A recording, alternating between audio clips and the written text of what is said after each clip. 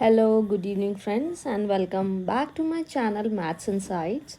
और आज मैं आपके सामने क्लास 6th का साइंस का chapter number 6 materials around us important के क्वेश्चन आंसर्स लेकर आई हूँ। तो चलिए शुरू करते हैं।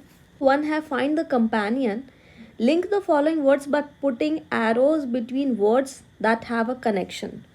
ट्रांसपेरेंट का क्या मतलब होता है? ट्रांसपेरेंट का मतलब होता है जिस चीज़ के आर पार हम देख सकें। ग्लास जो है वो उसके आर पार हम देख सकते हैं, इसलिए हमने ग्लास के सामने लिखा है ट्रांसपेरेंट। वुड जो है ओपेक होता है, मतलब हम लकड़ी के आर पार नहीं देख सकते हैं। बॉटल जो है वो किस मटेरियल की बनी हुई होती है? प्लास्टिक की होती है। आयरन जो होता है वो लस्टरस होता है, मतलब लोहे के ऊपर शाइन देखी जाती है। कॉपर जो है वो क्या है? एक प्रकार का सॉलिड है। तो यहाँ समाप्त होता है हमारा क्वेश्चन नंबर 1। क्वेश्चन नंबर 2 है win the word hub. The following words from the chapters like lustrous, non-lustrous, soluble, insoluble, hard, soft, matter, mass, transparent, opaque, volume and translucent are picked up. तो कुछ शब्द जो हैं अभी मैंने read किया आपके सामने, इन्हें चैप्टर्स में से उठाया गया है। अब student should randomly choose 9 words from the given list and write them in the grade. अब क्या करना है बच्चों को कि रैंडमली कोई भी 9 वर्ड्स जो हैं गिवन लिस्ट में से चूज करना है और उन्हें ये जो आपको ग्रिड दी गई है इसमें क्या करना है? लिखना है। Then the facilitator either reads the definition of a word और द वर्ड इटसेल्फ। रैंड क्या करेगा? फैसिलिटेटर जो भी वर्ड्स बच्चों ने चूज किए होंगे या तो उनकी डेफिनेशन बताएगा या फिर उस शब्द को रैंडमली क्या करेंगे? लिखेंगे। The learners have to tick if the particular words is there in the grid. अब लर्नर्स जो बच्चे हैं उन्हें क्या करना है? उन्हें टिक करना है कि वो शब्द ग्रिड में है कि नहीं।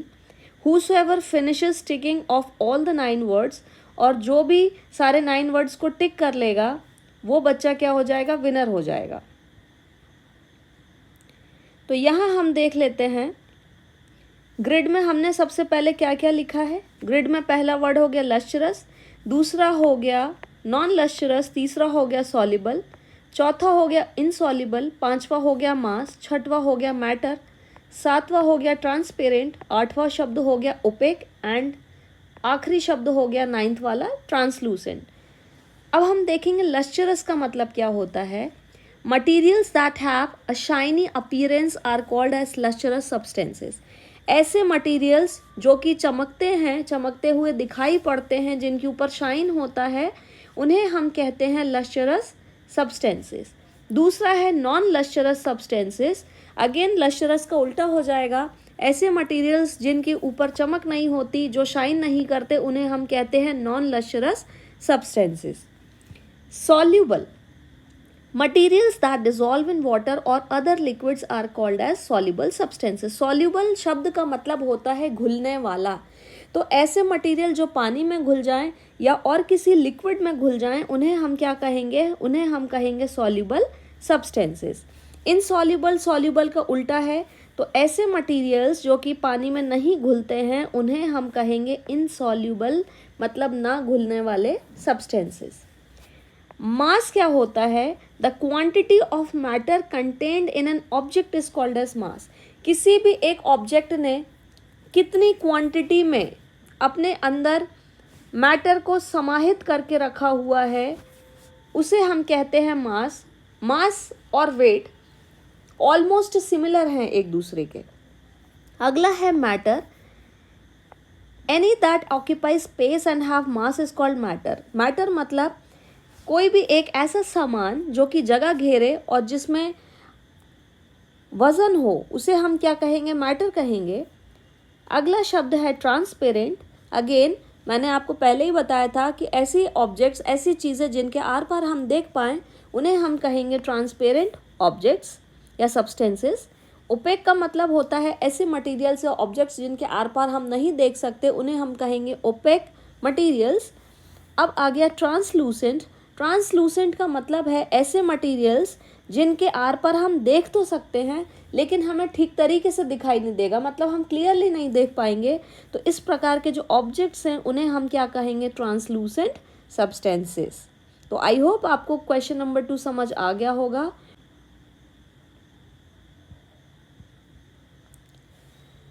Late us enhance our learning. पहला है visit your kitchen and observe how your parents have organised various edibles. तो आपको अपनी किचन में जाना है और आपको ये देखना है कि आपके पेरेंट्स ने जो खाने वाली चीज़ें हैं उनको किस तरीके से किचन में ऑर्गेनाइज किया है, रखा है। Can you suggest a better sorting method, क्या आप उस तरीके से अच्छा मेथड सजेस्ट कर सकते हैं। आपको उसे क्या करना है, कॉपी में लिखना है। कुछ सजेशंस हैं, group items by type to make it easier to find similar items together. मतलब हम क्या करें कि आइटम्स को एक ग्रुप में बांट दें। जैसे एक साइड अगर हमने दालें रखी हैं तो वहाँ दालें ही दालें हों, दूसरे साइड में अगर हमने आटे रखे हैं तो आटे भी बहुत वैरायटी के होते हैं, लाइक बेसन होता है, चने का आटा होता है, गेहूं का आटा होता है, चावल का आटा होता है। तो उस तरीके से अगर हम ग्रुप बना देंगे तो चीज़ों को ढूंढने में आसानी होगी। दूसरा, place frequently used items like salt, sugar, oil with in reach और ऑन ईजी एक्सेसिबल शेल्फ्स। ज़्यादातर यूज़ होने वाली चीज़ें जैसे कि नमक हो गया, चीनी हो गई, तेल हो गया, इन सभी चीज़ों को ऐसी जगह रखना चाहिए जो नज़रों के सामने हो, जिन्हें ईजीली हम क्या कर सकें, यूज़ कर सकें उठाकर। Place less used items on higher shelves और टुवर्ड्स द बैक। और जो कम यूज़ होने वाली चीज़ें हैं उन्हें हम रैक में पीछे की तरफ रख सकते हैं या फिर ऊंचे जो शेल्फ्स बने हुए हैं हम उन्हें वहाँ रख सकते हैं। चौथा, use transparent containers and label them easily to identify contents. अब हम ट्रांसपेरेंट कंटेनर्स को यूज़ करें ताकि उनमें रखा गया सामान हमें दिखाई दे और उसके ऊपर अगर हम नाम लिख देंगे तो हमें आइडेंटिफाई करने में आसानी होगी। क्वेश्चन नंबर 2 है unscramble the letters and match with their properties. तो हमें क्या करना है, ये आपको आड़े टेढ़े उलझे हुए शब्द हैं कॉलम 1 में, इन्हें हमें अरेंज करना है और उनकी प्रॉपर्टीज कॉलम 2 में दी गई हैं तो हमें उससे क्या करना है, मैचअप करना है। तो देख लेते हैं पहला वाला है सही अरेंज होगा मैटर। तो मैटर क्या होता है, ऑक्यूपाई स्पेस एंड हैज़ मास। अगला जो है वो है सॉल्यूबल। तो सॉल्यूबल वो होता है जो कि पानी में आसानी से क्या हो जाता है, घुल जाता है। तीसरा है transparent, objects that can be seen clearly through it. जिन ऑब्जेक्ट्स के आर पर हम देख सकते हैं उन्हें हम ट्रांसपेरेंट कहते हैं। चौथा है लश्यर, मतलब चमकने वाला सरफेस। तो यहाँ समाप्त होता है क्वेश्चन नंबर 2 और अब हम बढ़ेंगे क्वेश्चन 3 की तरफ। क्वेश्चन 3 है The containers which are used to store materials in shops and at home are usually transparent. जो कंटेनर्स हम सामान को रखने में यूज़ करते हैं घरों में, दुकानों में, वो मोस्टली ट्रांसपेरेंट होते हैं। ऐसा क्यों है? Containers used to store materials in shops and at home are often transparent to make it easy to identify the contents inside the container. हम ट्रांसपेरेंट डब्बे इसलिए यूज़ करते हैं ताकि हम इजीली आइडेंटिफाई कर सकें कि उन कंटेनर्स के अंदर कौन सा सामान रखा गया है। तो यहाँ हमारा क्वेश्चन नंबर 3 जो है वो हो जाता है समाप्त और अब हम बढ़ेंगे क्वेश्चन नंबर 4 की तरफ। क्वेश्चन नंबर 4 है state true and false, correct the false statement. और जो गलत स्टेटमेंट है हमें उसे सही करना है। Wood is translucent while glass is opaque. वो कह रहे हैं लकड़ी जो है उसके आर पार हम देख सकते हैं, वाइल ग्लास जो है उसके आर पार नहीं देख सकते। तो इसे हम करेक्ट वे में लिखेंगे कि वुड जो है, लकड़ी जो है वो ओपेक होगी और ग्लास जो है वो कैसा होगा, ट्रांसलूसेंट होगा, मतलब हम उसके आर पार देख सकते हैं। दूसरा है aluminium foil has lustre while an eraser does not. तो एल्यूमिनियम फॉइल जो होती है उसके ऊपर शाइन होती है, इरेजर के ऊपर शाइन नहीं होती है। तो ये जो स्टेटमेंट है ये होगी हमारी ट्रू, इसे हमें सही करने की ज़रूरत नहीं है। तीसरा है sugar dissolves in water whereas sawdust does not. चीनी जो है पानी में घुल जाती है लेकिन जो बुरादा होता है वो नहीं घुलता है। अगेन ये जो स्टेटमेंट है ये हो गई हमारी ट्रू। इसके बाद में an apple is a matter because it occupy space. An apple is a matter because it occupies no space and has mass. तो एप्पल एक मैटर तो है, ये कह रहे हैं कि वो स्पेस ऑक्यूपाई नहीं करता। तो ये वाली स्टेटमेंट जो है वो फॉल्स है। क्यों? क्योंकि एप्पल एक ऐसा मैटर है जिसमें मास भी होता है और वो जगह भी घेरता है, स्पेस भी ऑक्यूपाई करता है। तो लिखेंगे an apple is a matter as it occupy space and has mass. अब हम पढ़ेंगे क्वेश्चन 5 की तरफ। We see chairs made up of various materials such as wood, iron, plastic, bamboo, cement and stones. हमने ये देखा है कि जो कुर्सियाँ हैं वो अलग अलग मटेरियल जैसे लकड़ी, लोहा, प्लास्टिक, बांस, सीमेंट या पत्थर की बनी हुई होती हैं। Following are some desirable properties of materials which can be used to make chair. अब कुछ ज़रूरी प्रॉपर्टीज़ हैं जो हमें चेयर बनाने के लिए चाहिए होती हैं। Which materials use to make chairs fulfil these properties the most. अब वो कौन से मटीरियल हैं जो चेयर की प्रॉपर्टीज़ को सबसे ज़्यादा फुलफिल करेंगे। पहला, हार्डनेस, डज नॉट बेंड और shake on sitting even after long use.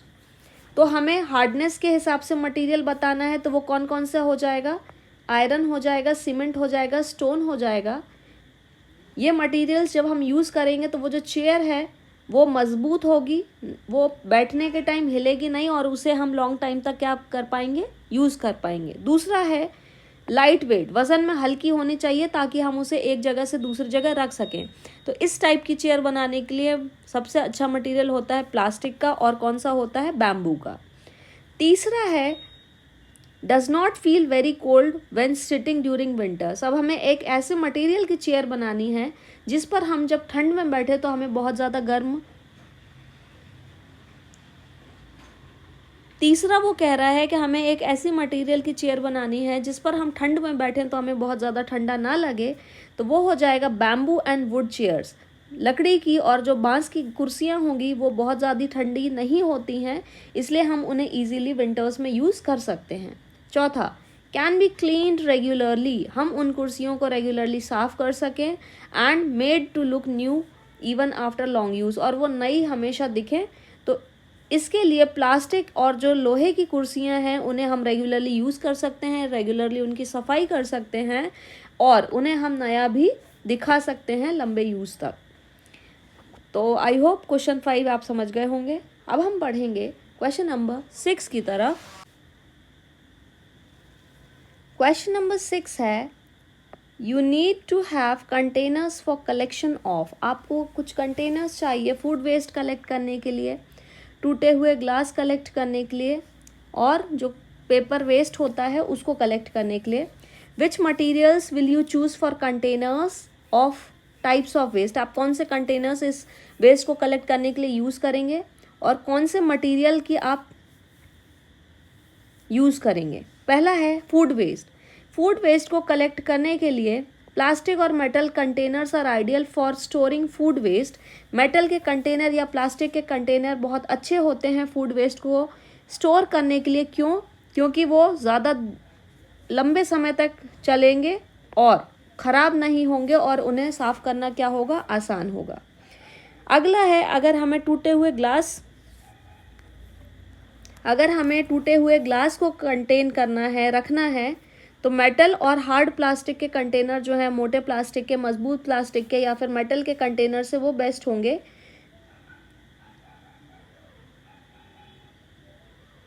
Due to their durability and toughness, वो भी लंबे समय तक चलेंगे और बहुत ज़्यादा उनमें मजबूती रहेगी जिसमें हम आसानी से ब्रोकन ग्लास के टुकड़े, टूटे हुए कांच के टुकड़े रख पाएंगे। तीसरा है वेस्ट पेपर।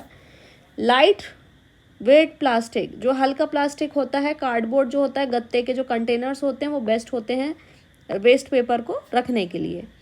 तो यहाँ समाप्त होता है क्वेश्चन 6 और अब हम बढ़ेंगे क्वेश्चन 7 की तरफ। Question number 7 is air is all around us but does not hinder us from seeing each other. हवा जो है हमारे आसपास है, हर जगह है और वो हमें एक दूसरे को देखने में रोकती नहीं है।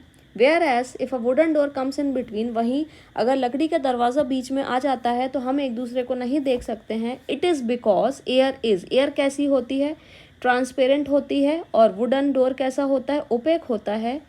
तो इसका सही जवाब होगा option A, air is all around us but does not hinder us from seeing each other, whereas if a wooden door comes in between we can not see each other, because हवा जो होती है transparent होती है, मतलब हम are पार देख सकते हैं और लकड़ी के डोर के आर पार हम नहीं देख सकते हैं।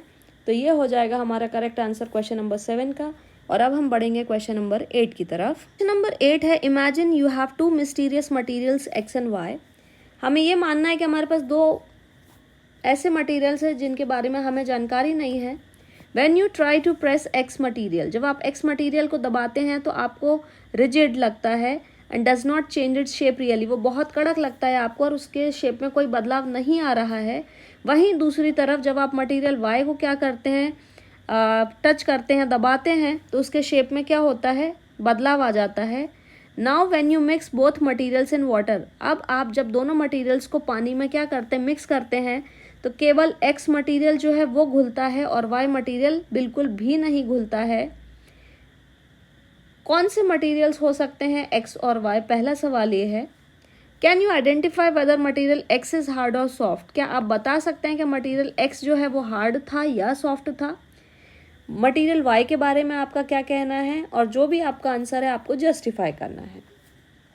तो मटीरियल एक्स जो है हार्ड सॉल्युबल सॉलिड हो सकता है, जैसे कि मटीरियल एक्स जो है वो एक हार्ड सॉल्युबल सॉलिड हो सकता है, जैसे कि सॉल्ट या फिर शुगर। मटीरियल वाई जो है वो हो सकता है इनसॉल्युबल मटीरियल, जैसे कि रबर हो गई, क्ले हो गई। मटीरियल एक्स जो है is hard because it retains its shape, material x जो है वो हार्ड इसलिए है क्योंकि वो अपने शेप में बना हुआ होता है प्रेशर डालने के बाद में भी। And is likely a solid that dissolves in water, और वो एक ऐसा सॉलिड रहता है जो कि पानी में घुल जाता है। मटीरियल वाई जो है वो सॉफ्ट है क्योंकि वो अपना शेप इजीली चेंज हो रहा है उसका शेप, जब हम उसको प्रेस कर रहे हैं और वो पानी में नहीं घुल रहा है। तो ये हो गया आंसर हमारे क्वेश्चन नंबर 8 का। और अब हम बढ़ेंगे क्वेश्चन 9 की तरफ। है आई हैव लक्ष्यर, मतलब मेरे अंदर शाइन है। I can be easily compressed, मैं ईजिली दबाया जा सकता हूँ। I am hard and soluble in water, मैं हार्ड हूँ और पानी में घुल सकता हूँ। You can not see clearly through me, आप मेरे आर पार नहीं देख सकते हैं। I have mass and volume but you can not see me. Okay, question number 9 है, who am I, identify me on the basis of properties. तो पहला है आई हैव लक्ष्यर, मेरे अंदर शाइन है, तो सही आंसर क्या हो जाएगा, metal. I can easily B compressed, मैं ईजिली दबाया जा सकता हूँ, तो क्या है वो, गैस है। इसके बाद में आई am hard and soluble in water, मैं हार्ड हूँ और पानी में घुल सकता हूँ, तो इसमें शुगर भी आ सकता है, सॉल्ट भी आ सकता है। You can not see clearly through me, आप मेरे आर पर नहीं देख सकते हैं। तो ट्रांसलूसेंट ऑब्जेक्ट्स जो हैं वो ऐसे ऑब्जेक्ट्स होते हैं जिनमें क्लियरली नहीं दिखता है लेकिन क्लियरली नहीं दिखता है। I have mass and volume but you can not see me, मेरे पास मास भी है, वॉल्यूम है, पर आप मुझे नहीं देख सकते, तो इसका सही जवाब हो जाएगा एयर। सेकेंड जो पार्ट है वो है here is my own, who am I. I am a solid but changes into liquid at room temperature, मैं एक ऐसा सॉलिड हूँ जो लिक्विड में बदल जाता हूँ रूम टेम्परेचर पर। I am poisonous and can cause health hazards if inhaled, मैं जहरीला हूँ और बीमारियाँ हो सकती हैं यदि मुझे इनहेल किया जाए, सूंघ लिया जाए तो। आई हैव अ मेटालिक लक्ष्यर, मैं शाइनी हूँ और मुझे थर्मोमीटर्स में यूज़ किया जाता है, तो इसका सही जवाब होगा मर्क्यूरी, क्योंकि मर्क्यूरी जो है, अभी हमने जो भी प्रॉपर्टीज़ डिस्कस करी हैं ये सब मर्क्यूरी मेटल की हैं। तो यहाँ समाप्त होता है क्वेश्चन नंबर 9 और अब हम बढ़ेंगे क्वेश्चन नंबर 10 की तरफ। क्वेश्चन नंबर 10 है, you are provided with following materials, vinegar, honey, mustard oil, water, glucose and wheat flour. तो हमें कुछ मटीरियल्स दिए गए हैं जैसे विनेगर सिरका, शहद, सरसों का तेल, पानी, ग्लूकोज और गेहूं का आटा। Make any two pair of materials where one material is soluble with the another, और मुझे दो के पेयर बनाने हैं जहाँ पर एक मटीरियल घुल जाएगा दूसरे में। Now make two pair of materials where one material remains insoluble in water, और मुझे दूसरा पेयर बनाना है जहाँ पे एक मटीरियल दूसरे में नहीं घुलेगा। तो ऐसे दो मटीरियल जो आपस में घुल जाएंगे वो है सिरका और पानी। दूसरा मटीरियल जो है जो कि एक दूसरे में घुल जाएंगे वो है glucose and water. Two pair of materials where one material remains insoluble in other material, जहाँ पर एक मटीरियल दूसरे में नहीं घुलेगा वो है मस्टर्ड ऑयल एंड वाटर, तेल और पानी कभी भी आपस में नहीं मिलते हैं। और जो दूसरा होगा वो होगा हनी एंड मस्टर्ड ऑयल, शहद और मस्टर्ड ऑयल, ये भी कभी आपस में नहीं मिलते हैं। तो आई होप आपको चैप्टर नंबर 6 समझ आ गया होगा। यदि किसी प्रकार की कोई क्वेरी है क्वेश्चन आंसर में तो आप पूछ सकते हैं। And that's all for the day. Thank you and have a good day.